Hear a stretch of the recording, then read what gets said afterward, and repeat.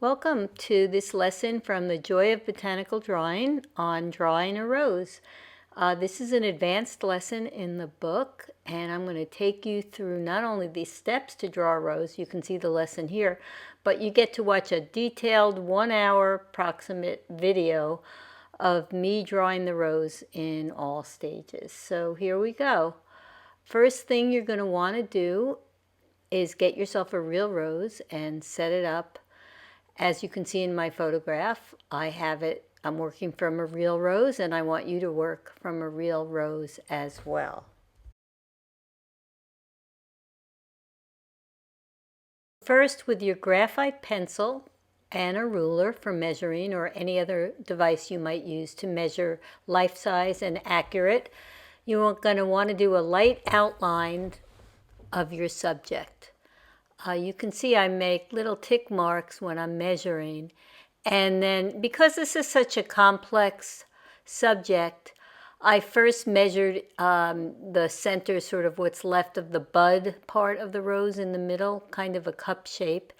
Drew that first, and then now each petal I'm adding on. And, this is a complicated structure.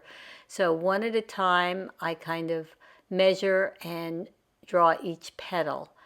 And it's tricky, especially because the petals are kind of rolled over and folded, but that's also their beauty. So I draw extremely lightly. I don't even finish my outer edges of each petal, because you're going to see later on I'm going to redraw. The first idea is just to kind of get the proportions and the view correct and measure it accurately.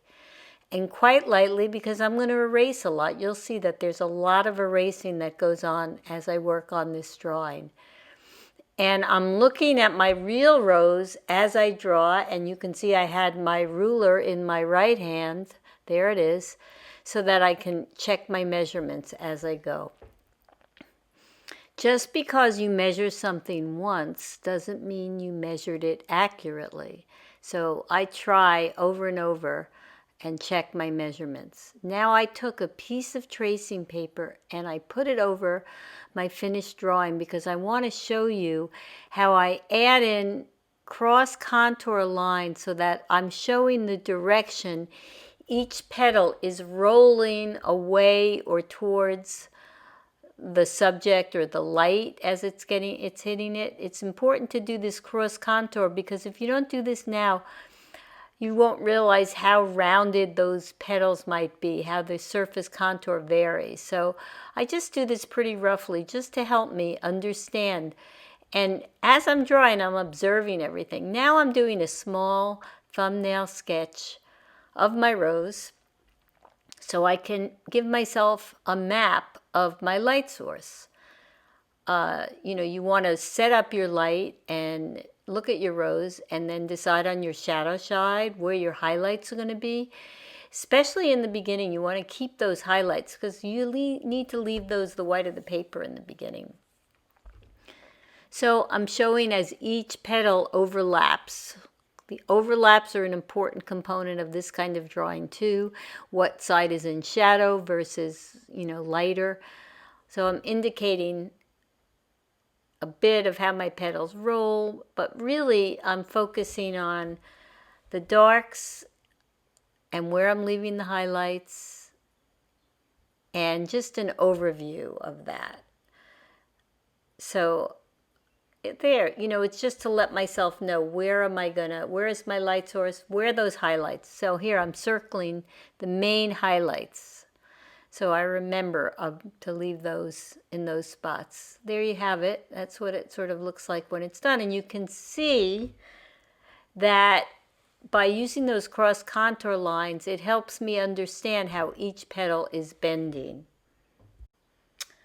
Now I'm going to do my grisaille toning, and I'm looking at a rose petal and I'm deciding in my mind what color. I know it's a pink rose, but when I do a grisaille, I like it to be shaded or a little bit duller and darker for my shading color for my grisaille layer. But because this is such a fresh, vibrant pink rose, I'm reluctant to start my toning with a neutral color. So here I am just sort of starting to map it out with my middle purple pink to get started.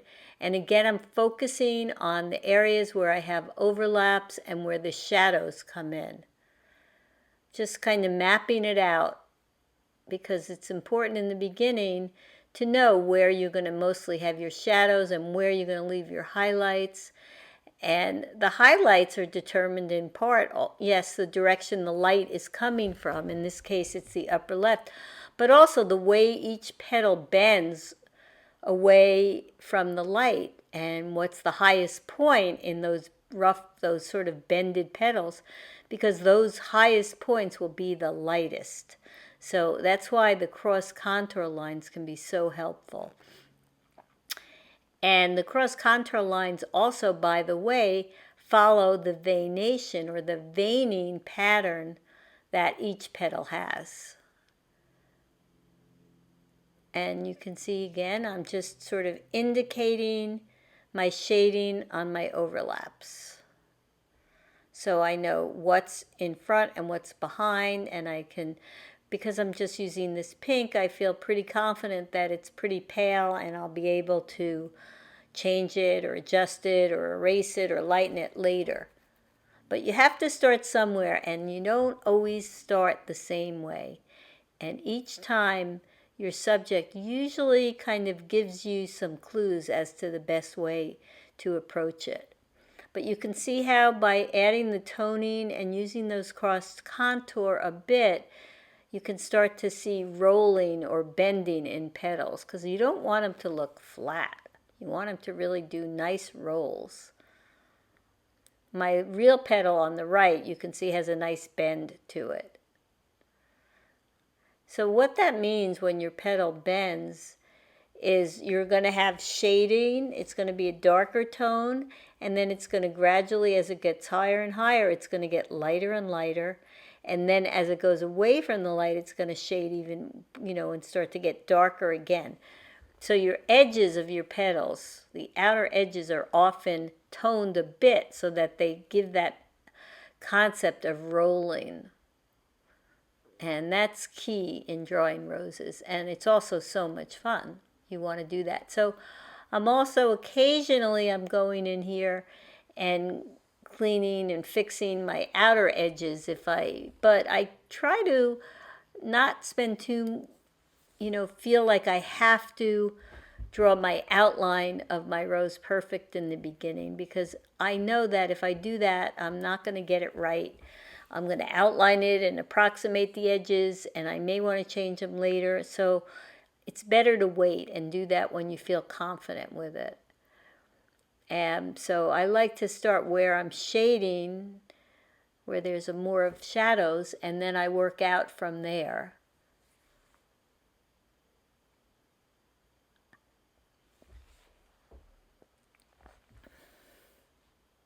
And I am, like I said before, I'm going very lightly.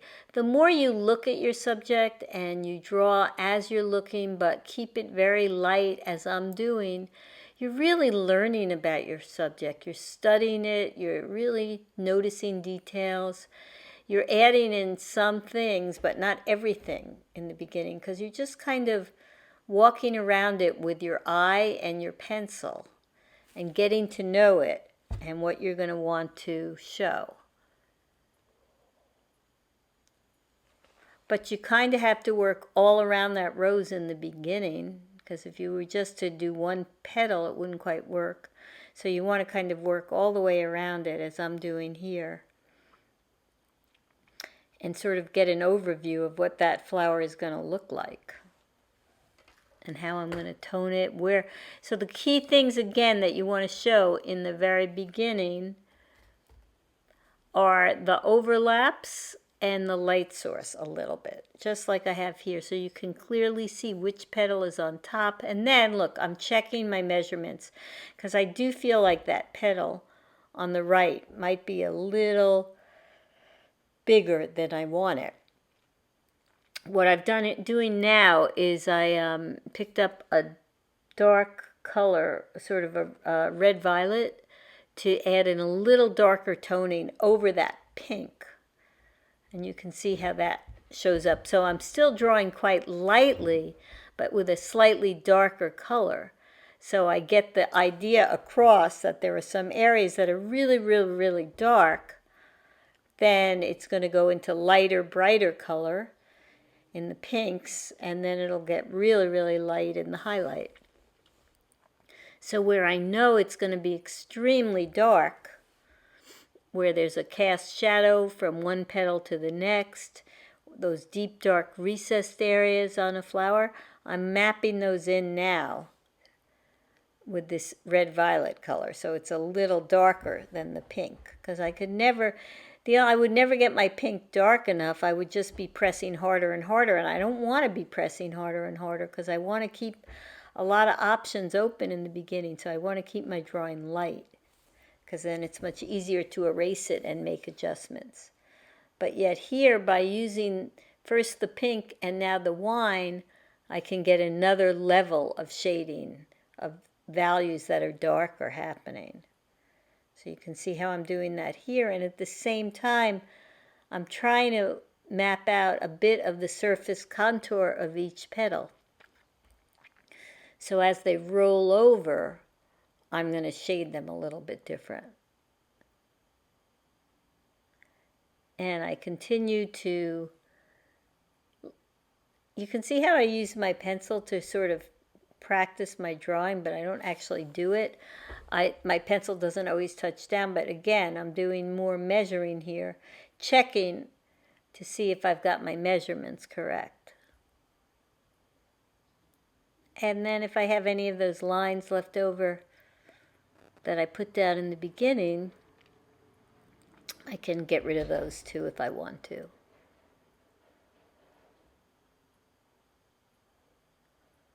It's still very, very pale, the whole rose. I'm just sort of indicating, like as I said before, where I'm going to put some of those darks. And I'm putting the darks in with the deep wine or red-violet color, but lightly. I just want to give you that distinction. I'm not pressing hard yet.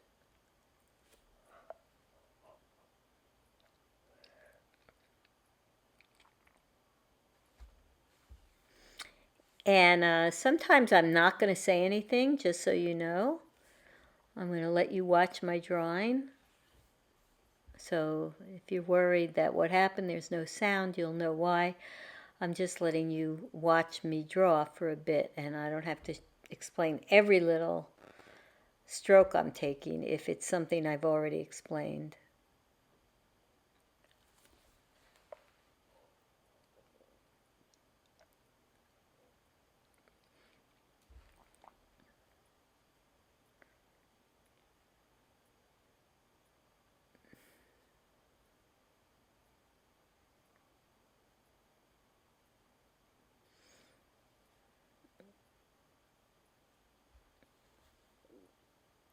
So notice every time I'm not drawing, but I'm sort of, maybe my pencil isn't on the paper, that usually means I'm looking at my subject and studying it, and also looking at my drawing and evaluating it. Are my proportions correct? Does anything look off? Does anything look kind of funny? If so, maybe I'm going to measure again and check the sizes.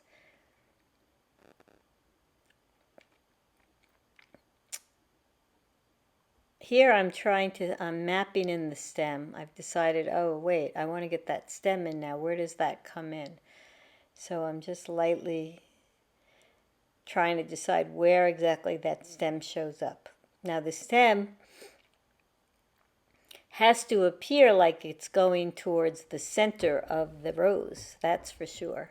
Okay, so here's that stage finished.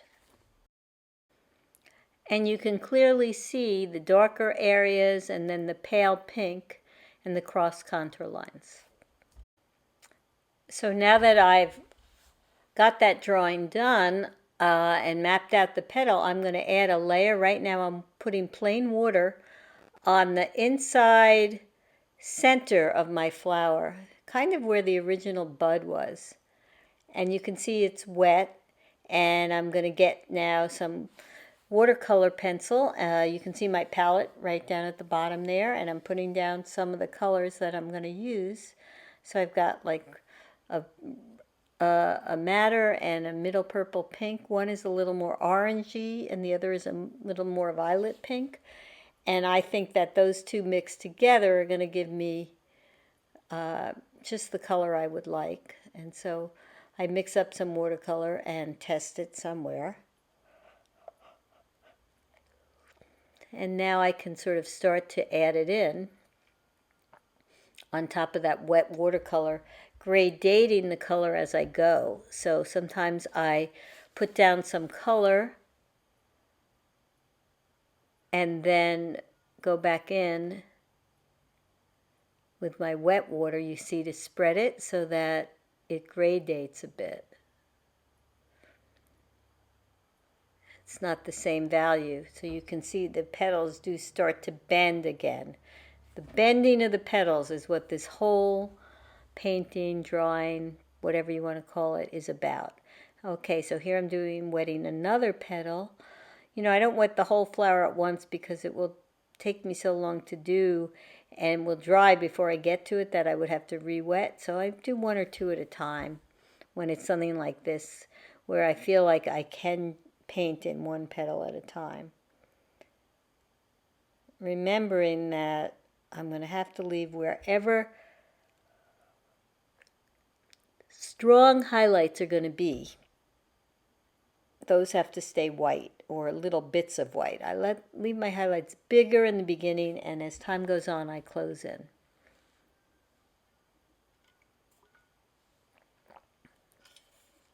Yeah, so I put down some watercolor. Sometimes I dip in my brush or blot my brush on my paper towel so that I can gradate the color. See that real quick and spread it so that it's not a solid outer edge, but that it kind of blends in better.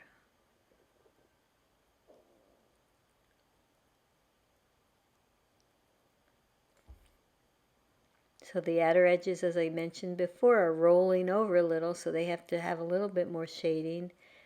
Then in the middle it will stay lighter. Still, I work very light at the first layer, even though this is a pretty dark pink rose in the beginning. I'm just going to keep it pale. I can always get it darker and more brighter and saturated, but it gets hard to lighten. Okay, so now you can see here my bottom petal on the right and the one on the couple of the ones in the back, I've left no white because they won't have any real bright highlights because they're in shadow. Now while that watercolor is drying, that's a good opportunity now to work a bit on my stem, and maybe I'm going to add in some leaves, but I leave myself the option later on that I can work more on a composition. And here is that stage finished. So again, it's a layer of grisaille with color pencil and then a layer of a watercolor wash on top. Okay, so now while my watercolor is drying, I'm going to put in some more of my stem and my leaves. And I'm drawing lightly with a graphite pencil, very lightly, so I can still erase, as you can see I do. And when I use my eraser, in this case I'm using my kneaded eraser, I'm very gentle. I don't want to rush, rough up my paper too much. So I want to draw lightly, and if I do need to erase, I do it gently. And I'm just lightly indicating where each leaf will go. I like a composition where I can have leaves that are sort of underneath my flower to set my flower off nicely, because the leaves are underneath and they're darker and they can be in shadow a bit, and that gives some nice contrast and makes the focal point, of course, the flower sitting on top, and that's always my goal. I wouldn't want to put my leaves in front of my flower. That doesn't really work for me. I want to focus on the leaves underneath or behind my flower. Now I picked up my dark sepia pencil and I'm redrawing what I just drew with the graphite pencil, and I'm drawing lightly still, but with a really sharp dark sepia pencil. so that I can study a bit more my subject and draw it accurately. And then especially on my leaf edges, I'm going to get those a little bit more accurate. For example, you can see on a rose leaf, the edges are serrated here. And so I'm making sure I indicate that here on these outer edges. When I did my graphite drawing, I didn't bother with those little serrated edges because I'll put those in with the colored pencil as I'm doing now.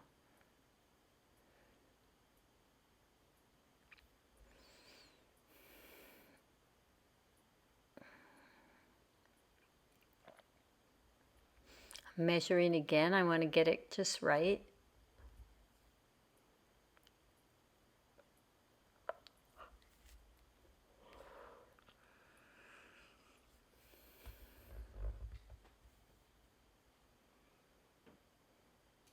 Yeah, this is sort of seeing the back of the leaf. It's nice to have different views if you can of your subject and your leaves, so you're not looking the same view each time. It makes for a much more interesting composition. It's always nice to include some of the back of a leaf as well as the front. And I'm taking my dark sepia and shading a little bit underneath and redrawing the edges of the petal if need be to get those accurate at this point. Here I'm just indicating with a little toning so that I know those leaves are going to be sort of underneath and in shadow, and they're going to really set off my flower. Now, even though they're going to get very, very dark, they're not very, very dark yet. They're just indicated that they are going to be darker, but they're light. And by the way, this isn't a bad time to always mention that when you're drawing, you want to have a separate piece of paper that you can put underneath your hand so you don't smudge your drawing. Now I'm taking that red violet, that deep wine color again, and I'm coming in carefully, redrawing the edges of my petals, and then I'm going to do some shading under, to really start to get more of the values darker as they are in my real rose and as I'm going to want them to be in my drawing. And I'm also starting to indicate a little bit of the veins on the petals. And as I said before, the veins kind of follow those cross contours. So they come up and then they bend or kind of roll over. They curve a bit. That's how you give that illusion of that rolling petal. It's so important. If you made those lines straight, it would make that petal feel straight or flat.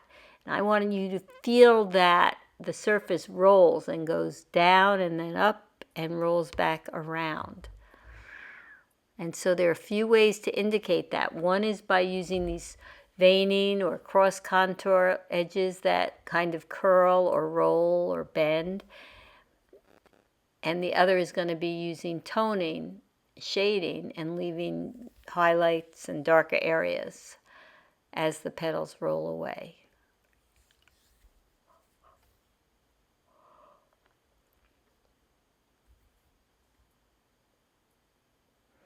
You can see that bottom petal starts to feel like it's rolling, right? Because it's darker and it's lighter in the center. And so I carefully and slowly work my way around each petal. And I have to say,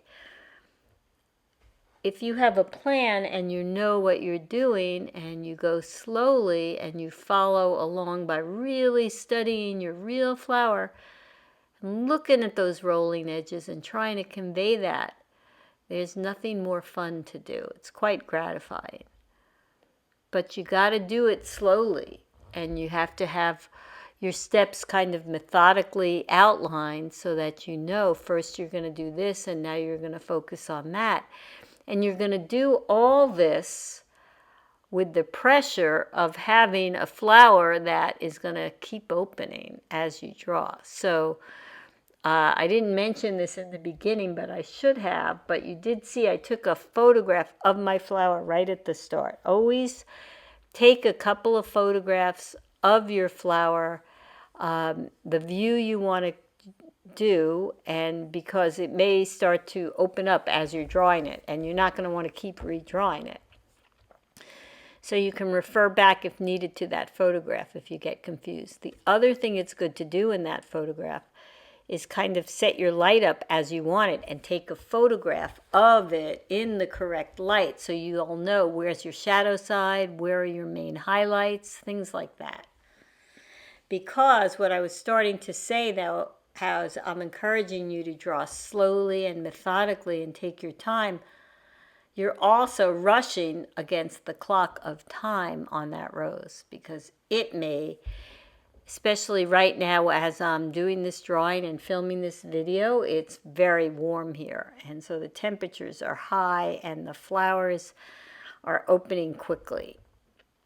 The other thing I do at night is I put my flower in the refrigerator in a little jar of water so that it can hopefully not continue to open and die and extend its life a little bit.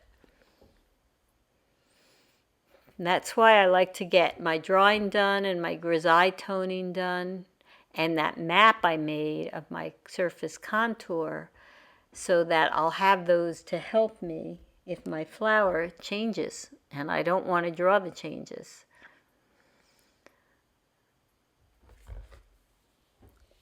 So again, I kind of focused on that bottom petal first because it's the darkest, and now I'm going to go and kind of work my way up a bit. And you know, a drawing like this can take hours. I've cut this video down to, you know, just about an hour. Sometimes I speed up the video. Other times, like I am right now, it's real time. So I'm not speeding it up, but I've cut out sections of me drawing that are repetitive so that you're not watching, you know, me draw for 4 hours, which is, you know, probably how much time I've put into this so far. Maybe right now I put in about 2 hours, but by the end of this video, it'd be close to 4 hours. So every now and then I just sort of skip ahead a little bit, just so you know. Again, I'm just showing that overlap and that little bit of a cast shadow. I want to put that in, but lightly. I don't like to overdo it in the beginning, okay? Because as I can't stress this enough, I want to leave my options open. I draw really lightly, but I draw on my real paper right from the start. Not everybody does that. But you see, you can start to see now with these darks going in, it's starting to feel like a rose that's kind of rolling a bit. Those petals are curling and rolling. And you can sort of sense where my light is coming from. Not quite yet because I haven't put that much in, but you can see my highlights that give you an indication. And I'm using my light source from the upper left in this drawing, so you know.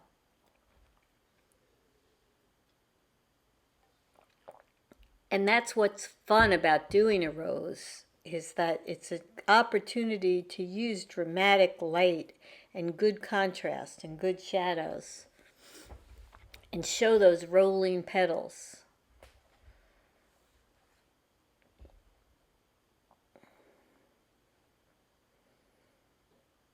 So again, I'm doing the same idea with a little bit of the shading on where the petals bend away from the light and tone those a little more.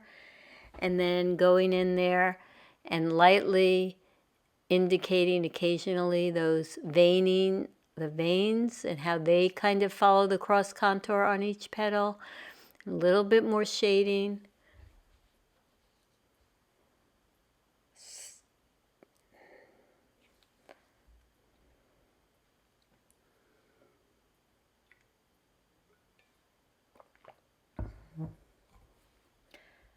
And yeah, so I spend quite a lot of time looking at my rose.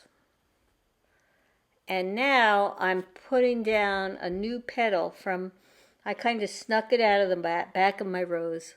One good idea, because this petal doesn't show, or I would take it off another flower from the same kind of rose on the same plant, because I want to right away show you how am I going to get that deep, rich pink color on that rose.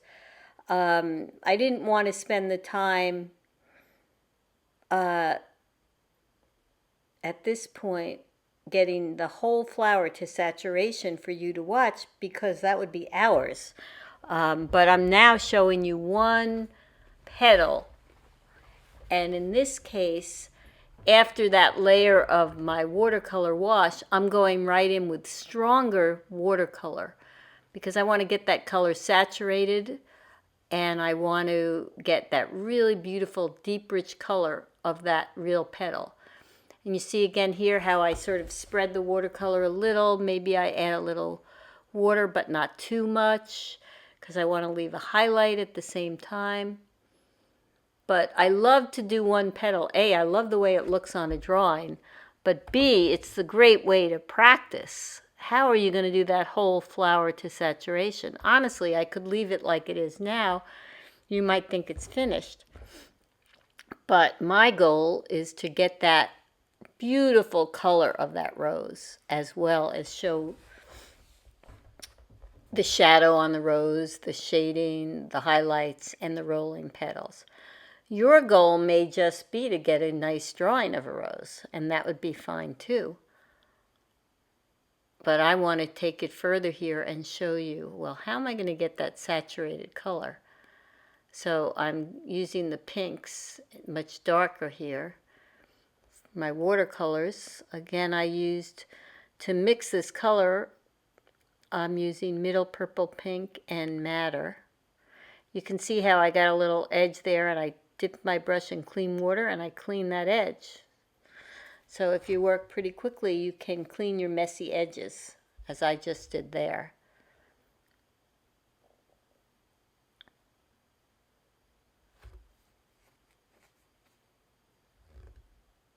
I mean, you can build this rich color with your color pencils, but for a really bright pink, you're going to be better off using more watercolor.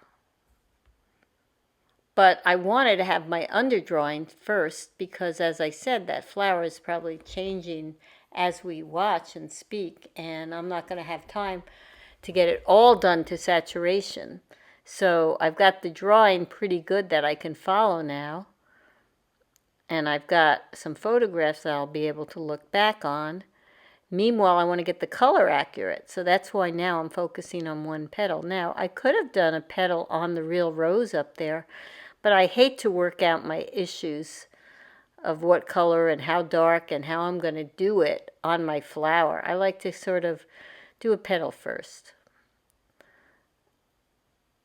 And once it's dry, I'm going back in now to get some of that kind of cool green that runs through that petal. That was probably the closest petal to the stem, and sometimes it does have that other color, which is really pretty, which wasn't apparent in the view I was drawing.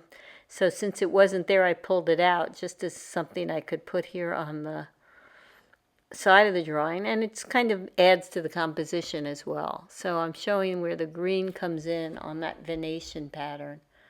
I'm adding some of that in with the green colored pencil.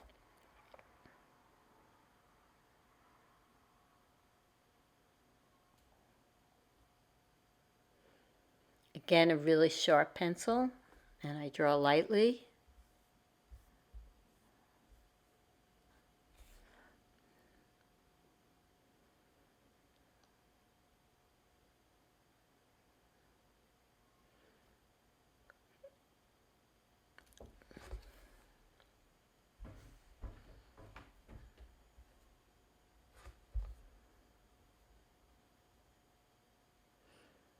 Now I'm picking up the pink colored pencil. This is the middle purple pink. Most of this flower I've created with middle purple pink. In my deep shadows I'm using the red violet, and then I add in some madder also. You'll see I'll use more of that to get the intense reddish pinkish color.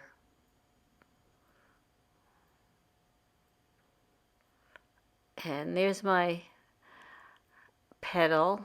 As the day goes on, it's wilting and dying, and the color gets more intense too, by the way. But you capture the color as you want it. I usually want it on my flower when it's not wilted. As a flower wilts, it sometimes the color gets darker and more intense. Sometimes it gets lighter too. It just depends on the flower. But here I'm going over that watercolor, which is now quite dry. You want to make sure it's dry. Thus, that's why this is how long you know I worked on this, because when I first started, my petal was fresh. But look at my petal now. I let my watercolor dry for a bit. You can probably work 20 minutes, 30 minutes after you've put your watercolor on it. But if you let it dry even longer, that's even better. But then again, do you have time to do that? It just depends. Sometimes what I do is while my watercolor is drying on one area, I might go in and start putting in, let's say, the greens on my leaves, for example. But I definitely want to work out my color to saturation and all, if possible, on a practice petal or on an individual petal. Not one right on my leaf. I don't like to do, not on my leaf, but on my flower. So I take my time and do this carefully. And I've said this many times before, there's nothing more fun than just doing a petal, that's for sure. In the lesson, in the book, The Joy of Botanical Drawing, the chapter on flowers, I think the first lesson is just doing a petal. I always recommend doing a petal before a whole flower or at the same time.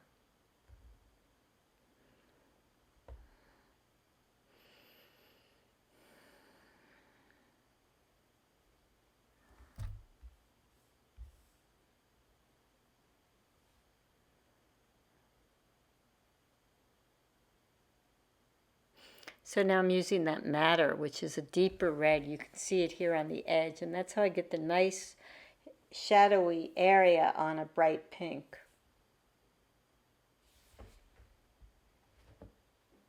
And I draw often with tiny little circles, very slowly. Again, a really, really sharp pencil. I can't stress that enough.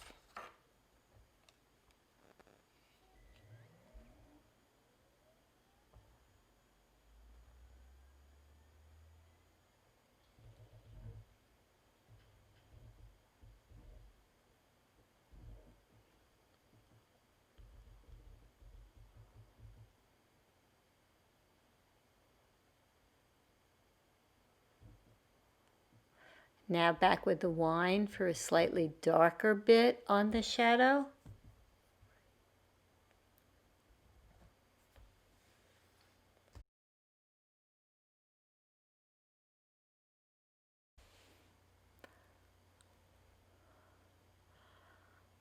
And now back to the middle purple pink.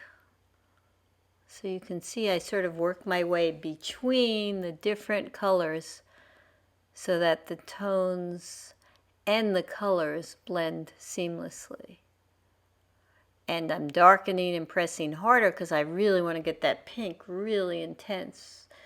It's not a pale pink rose. That's sort of what my rose looks like right now, but I'm going for that really rich, deeper pink color.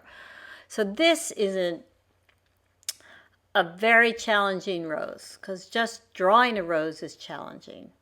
And if it was pale pink, I'd be pretty close to finish now.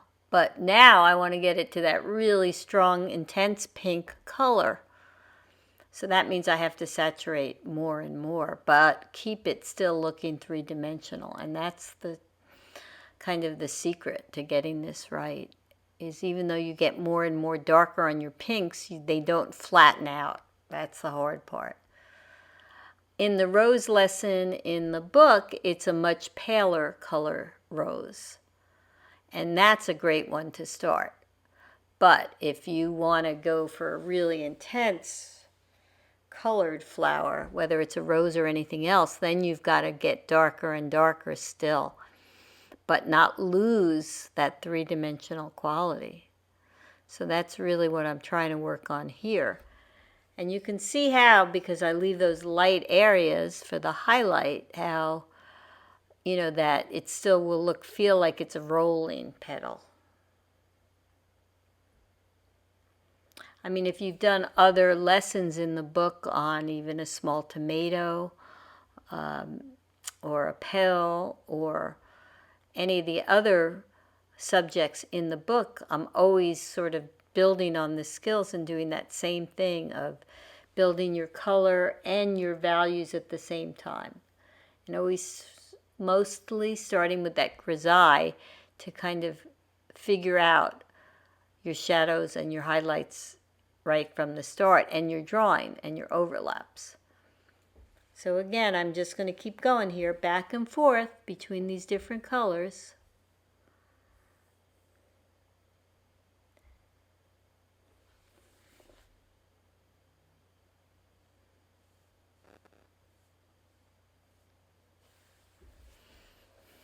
And there are different areas on this petal where things kind of ripple and overlap, and I'm showing that with the shading. And that color, it's starting to get more intense. It's starting to get closer to that bright pink.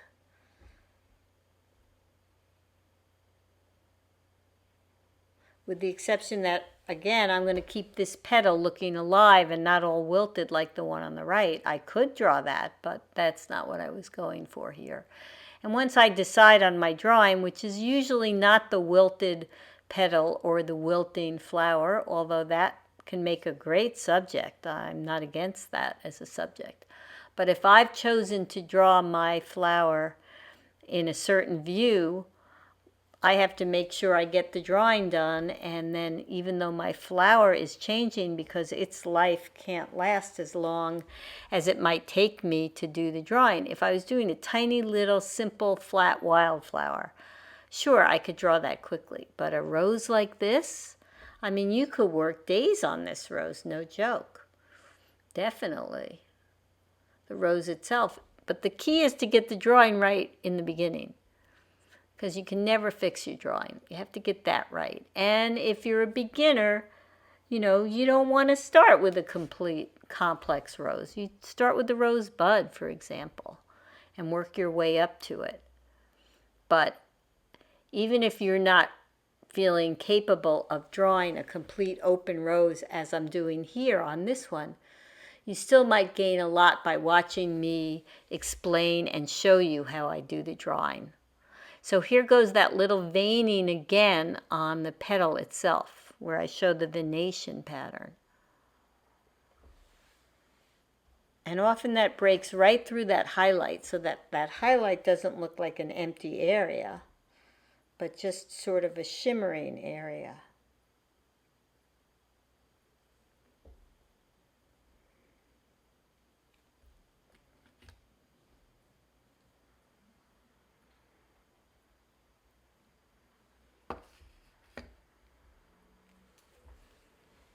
Again, I'm back to that madder color, which is that deep red, really intense, that then I blend into the middle purple pink, which I think those work really well. How did I know to use those? I tried them out first. I practiced them.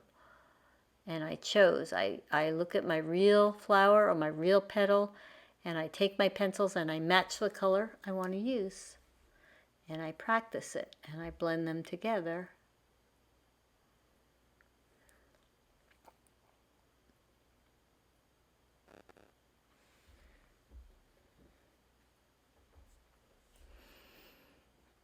You gotta really develop a lot of patience. To do a rose, you need a lot of patience. And you just want to enjoy and take your time and let yourself know ahead of time. I want to make those petals feel like they're rolling or bending. They're curved petals, they're not flat. That's key. Now I'm doing what's called burnishing. Oh boy, I love this step. So I'm taking some ivory and I'm pressing it over my drawing, as you can see here, to kind of blend everything together and make it a little smoother, less textural. And after I use the ivory, I'm going to go back in now with the other colors on top. But you see that starts to blend it together a bit.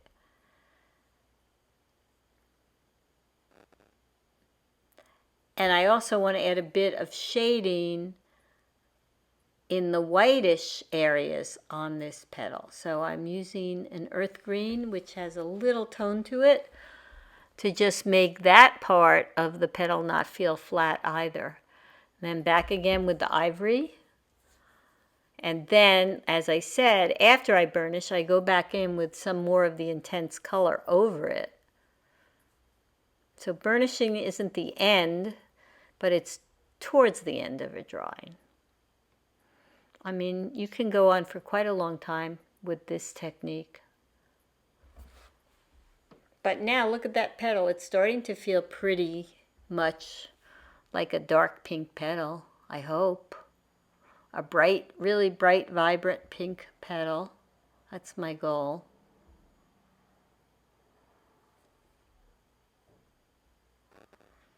And once I have that, I feel confident that I can go back and work on my big rose up there and get the color more intense there. And here I'm even taking another paler pink to blend in there a little bit more in that highlight. I mean, you can work with this for quite a while, back and forth.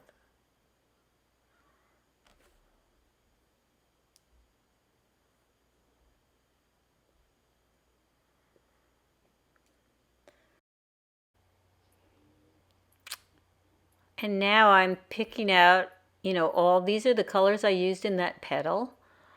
And there's the real petal. And now I'm going back on the real flower, and I'm going to show you how I can start to fill in these petals. So I did a little bit of color pencil. Now I'm getting some of my watercolor out again. Exactly what I used before. There's the middle purple pink, and I used a red. It was either a geranium lake or a madder. And then I'm putting down a bit of the red violet and a dark sepia, just so I can get really dark if I want to in the shadowy areas with watercolor. And again, I'm going to kind of wet the petal and then mix the color that I want and apply it on top. And again, the tricky part is that highlight, leaving that empty till you get to it. You got to work fast. Clean your brush so that you can get smooth transitions and not some rough edges, hard edges. So there I blended a little bit more, but leave that highlight if I need it really light. In some places, only a few places on this rose in the end will have that white, bright highlight. Just where the light is really hitting it the most. But you see now that one petal is starting to get darker. It's still going to get quite a lot darker. But now that looks more like a pink rose rather than a pale pink rose.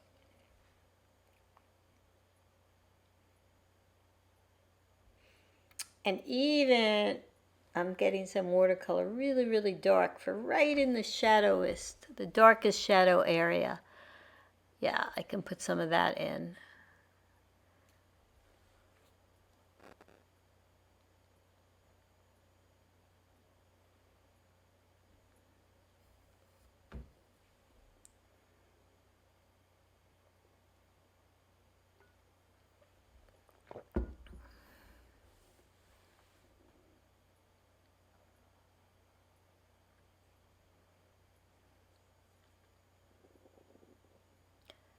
Now another flower you could use for this lesson, besides a rose, something very similar to a rose that has a lot of voluptuous large petals, would be a peony.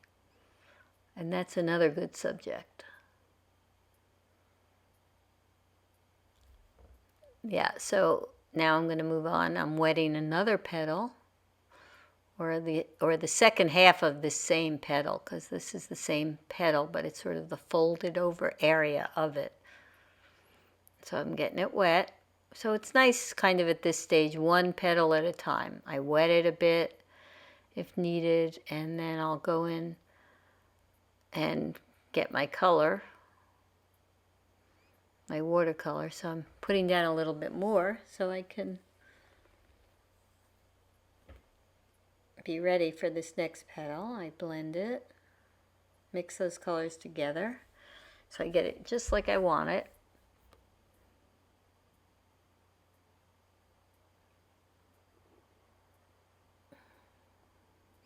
And you have to be careful, right? You don't want to go outside your lines, your petal edges. So I'm careful. I like to use a 2 brush for most of this work. And you can see how I'm spreading the water and gradating it a little bit, but oh, I gotta leave that highlight area in there. Again, this is where your thumbnail sketch comes in. If you're like, where is my highlight again? You go look at that again. Remind yourself where to leave those highlights. It's hard to get them back if you forget about that.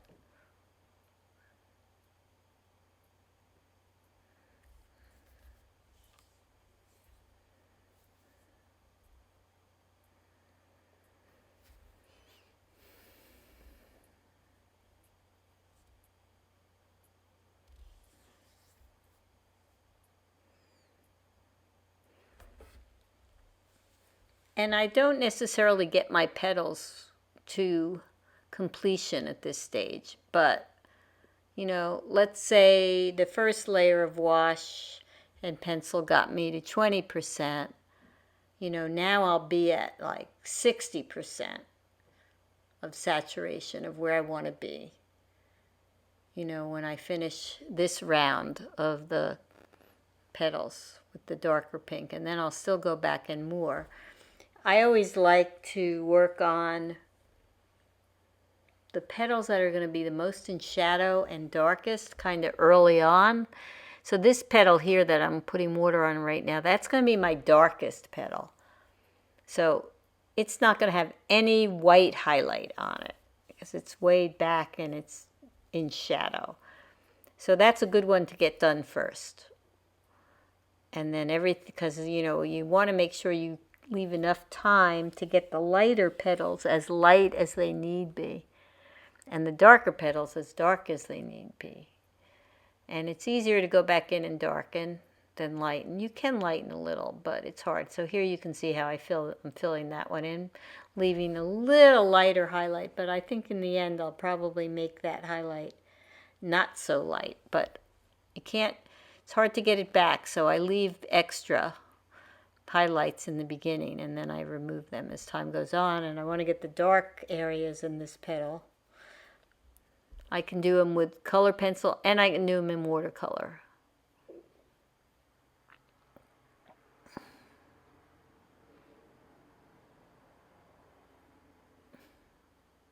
So the trick is to keep that petal looking like it's bending, but it's dark enough. So I have to work quickly here, but I have to smush, that's a big word, smush the edges, but keep a little lighter so it's a highlight. And here you can see what these 2 petals look like when they're finished. Okay, so then I'll just finish up this rose as time permits. But here are the stages of what I did in this video thus far. Thumbnail sketch, remember to highlight your highlights. Use your cross contour lines to show how each petal is bending.